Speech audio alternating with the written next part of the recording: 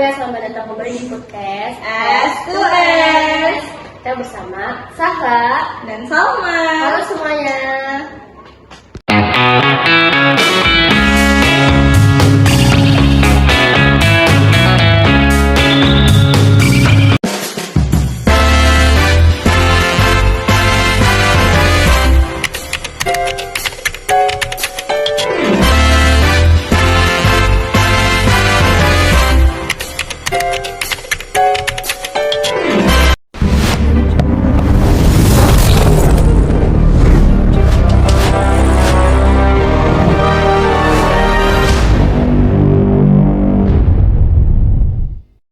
Labana, are y'all ready? It's mania. It's mania. Kali ini kita akan membahas tentang salah satu kasus yang cukup menyita perhatian publik, yaitu khususnya orang tua. Yang kasusnya terdapat adalah daycare asal di Jogja. Kasus ini cukup ramai diperbincangkan karena menyangkut banyak hal dan keselamatan anak di tempat penitipan. Banyak pertanyaan, apakah daycare yang kita pilih benar-benar aman?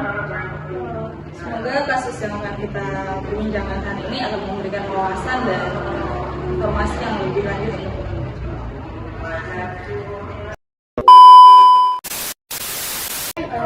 mungkin pertama-tama kita akan membahas kronologinya. Gimana sih Kak kronologi dari kasus pernikahan tersebut?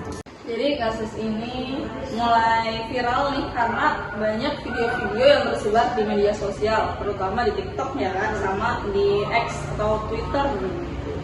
Nah, muncul tuh kok anak-anak di daycare ini kakinya diikat gitu, terus ada dugaan-dugaan bahwa anak-anak yang di daycare Little Aresa Jogja ini mengalami penyiksaan baik secara verbal ataupun fisik.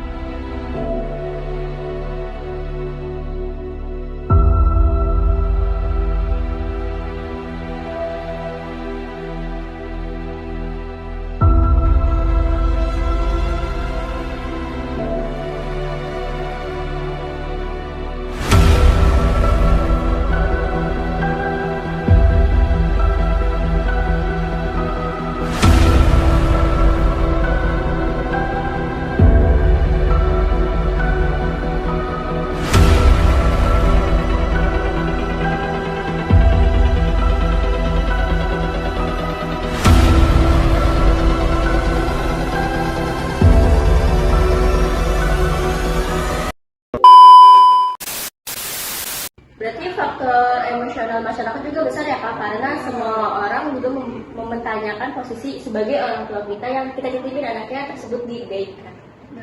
Betul. Jadi karena ini menyangkut anak kecil tuh ya dia belum bisa mengungkapkan secara verbal ya apa yang dia rasakan selama di daycare tersebut. Nah, respon masyarakat nih langsung marah, kesel gitu. Kok begitu? Kenapa bisa tega para pengasuh di daycare melakukan hal seperti itu pada anak-anak? Dari pengawasannya tersebut, kali ini melihat kasus yang sebenarnya beberapa penting sistem pengawasan di daycare. Jadi pengawasan ini bukan cuma CCTV ya, tapi pengawasan operasional, aturan yang ada di daycare tersebut, jumlah pengasuh, pelatihan sumber daya manusia terhadap para pengasuh yang ada di sana. Jadi daycare ini nggak cuma aman buat anak-anak, tapi orang tua nih ngerasa tenang nitipin anak-anaknya di daycare tersebut. Tuh, nah kalau soal CCTV ini menarik Kak, banyak orang tua sekarang khawatir masa daycare tuh harus mewajibi mempunyai CCTV tersebut. Buat gimana sih orang tua memantau dari jarak jauh dia kan? Sebenarnya CCTV ini bukan solusi utama doang ya. Tapi CCTV ini diperlukan karena orang tua yang sedang di kantor atau sedang di luar tersebut jadi bisa melihat secara real time anaknya di daycare gitu Kak. Anaknya dalam pengawasan jauh ya Kak, gitu, dititipkan dengan baik atau tidak diperlakukan tersebut. Nah, selain CCTV tersebut tetap harus kualitas SDM kita yang harus ditingkatkan gitu teman-teman. Nah, dampak bagi orang tua ini kalau dari sisi psikologis ya Kak, Anak ya. kejadian seperti ini biasanya tuh berdampak seperti apa bagi anak, terus juga bagi orang tua yang anaknya terjadi kekerasan di daycare. Dampak psikologis ya ibaratnya kalau kita aja ya sebenarnya kita yang mungkin umurnya sudah lebih dewasa dibanding anak-anak, jika terkena kekerasan verbal ataupun fisik tersebut pasti akan ada sisi psikologis yang terkena, apalagi anak-anak yang dia tuh belum bisa mengungkapkan, belum bisa tahu ini benar atau salahnya bagi mereka. Jadi pasti anak-anak tersebut ada yang beberapa yang mengalami trauma, keterlambatan bicara gitu Kak. Bahkan ada yang sampai kayak dia minta sama ibunya buat diiketin kakinya, padahal kan itu nggak normal ya. Iya, karena udah terjadi di daycare tersebut. Dan pasti berat juga ya Kak untuk orang tuanya yang mengalami anaknya ada kekerasan, padahal secara pikir orang tua tuh dia menitipkan anaknya supaya anaknya aman, gitu, dijaga, Nggak tinggal sendirian di Iya. rumah. Tuh, gimana Kak? Ya pasti berat banget, apalagi seorang ibu kan, dia harus kerja juga, harus merawat anak juga. Jadi banyak orang tua yang ngerasa tuh bersalah gitu buat nitipin anaknya ke daycare, mereka marah, kecewa, bahkan sedih gitu kan.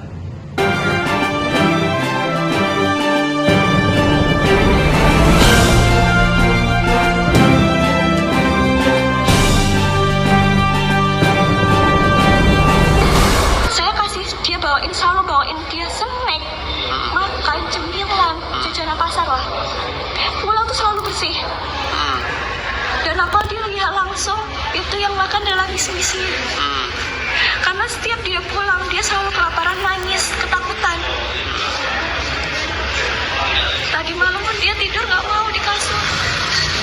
Untuk waciman cuma kata dulu deh. Anjir gue langsung. A few moments later. Nah, menurut Kakak pelajaran terbesar yang bisa diambil masyarakat dari kasus ini? Yang pertama, untuk orang tua, walaupun mungkin memang sudah memperhatikan secara ya itu ya harus secara detail, Secara Cut. menurut Kakak nih gimana sih pelajaran terbesar yang bisa diambil masyarakat dari kasus ini? Biar nggak terjadi hal yang sama lagi Kak. betul. Jadi yang pertama mungkin untuk para orang tua ya Kak, mereka harus mencari lebih detail, walaupun mungkin sebelumnya lebih detail juga, tapi ya Kita nggak tahu ya. Kita harus waspada, nggak cuma ngambil dari daycare yang terkenal doang, yang viral doang, tapi juga harus memperhatikan bagaimana interaksi pengasuh dengan anak-anaknya. Terus legalitas, wajib gitu legalitasnya, sama ya peraturan yang jelas di daycare tersebut. Yang kedua,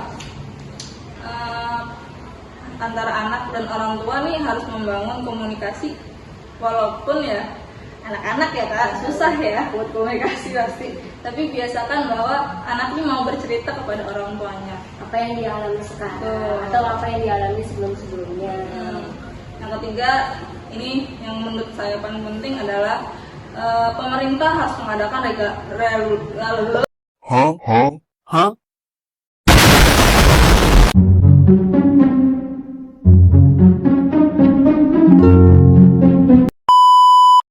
yang ketiga, ini yang menurut saya paling penting, bahwa pemerintah mengadakan regulasi aturan yang jelas terhadap daycare. Jadi pemerintah pun mengadakan aturan buat daycare ini, jadi jangan cuma legalitasnya doang gitu. Keamanannya. Heeh.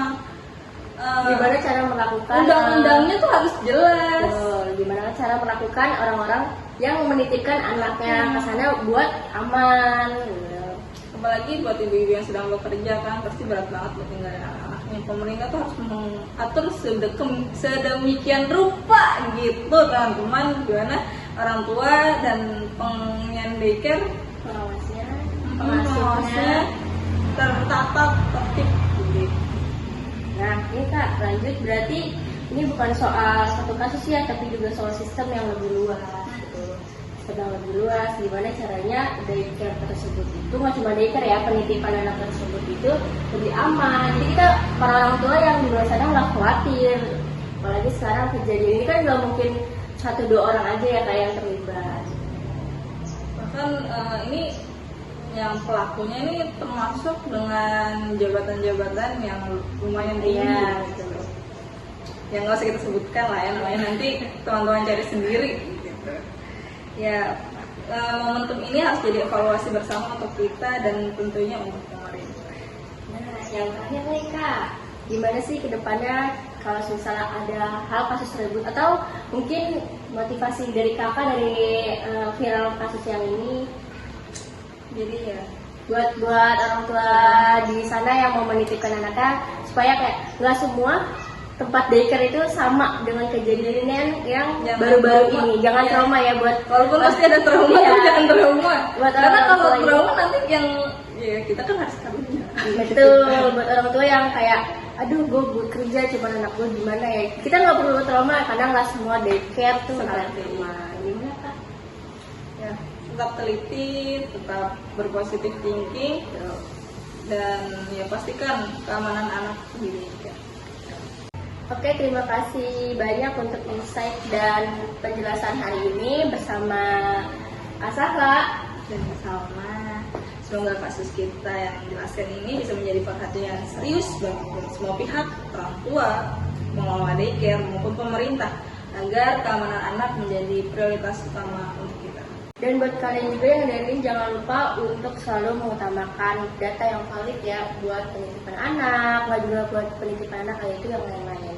Jangan sekadar viral terus kalian langsung percaya. Ya betul, kita harus mencari tahu dulu gimana itu tempat tersebut di. Oke, mungkin sekian podcast hari ini. Saya Sahma. Saya Sahla, kami Kami S2S pamit undur diri.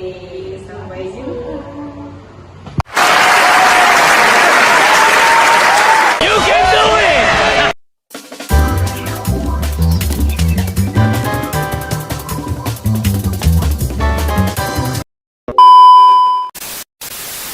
Behind the scene.